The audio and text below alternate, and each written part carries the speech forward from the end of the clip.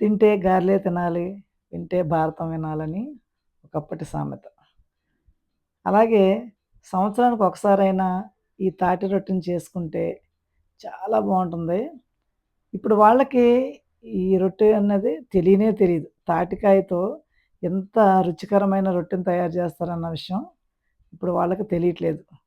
కనీసం ఈ విధంగానైనా ఈ వంట మరుగున పడకుండా ఉంటే చాలా బావుంటుంది. అయితే ఇది చేసుకోవడం చాలా చాలా ఈజీ అండి. మరి ఇంకెందుకు ఆలస్యం ప్రాసెస్‌లోకైతే వెళ్ళిపోదాం. 1 కప్ అండి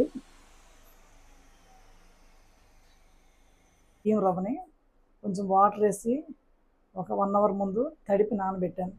అలా అయితే రొట్టె బాగా సాఫ్ట్‌గా వస్తుందని.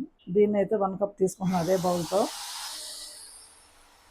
దీంట్లో బెల్లం ఆ కప్పులో ముప్పావు కప్పు బెల్లం,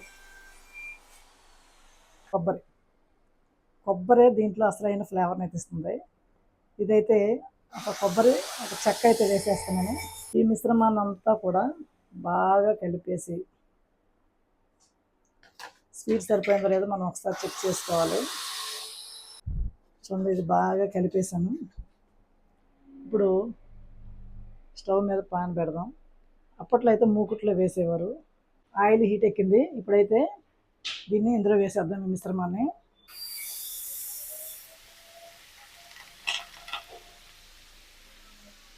మనం దిబ్బ రొట్టె ఎలా కాల్చుకుంటామో అలా కాల్చుకోవటం అంతేనండి. ఇలా దీన్ని సిమ్లో పెట్టి ఒక 10-15 మినిట్స్ అలా విడిచిపెట్టేయాలి.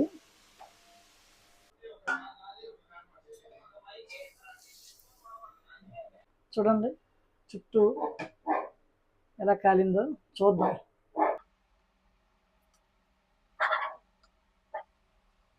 చూసారా ఒక సైడ్ ఎలా వచ్చిందో. ఇప్పుడు ఇందులో కొద్దిగా ఆయిల్ అయితే వేద్దాం.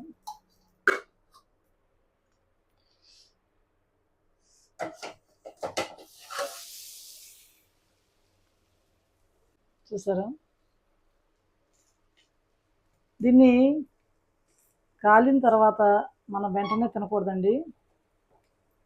ఇలా ఇంచుమించు 1 అవర్ అలా ఉంచేస్తే బాగా చల్లగా అయిన తర్వాత మాత్రమే తింటే దీంట్లో టేస్ట్ బాగుంటుంది.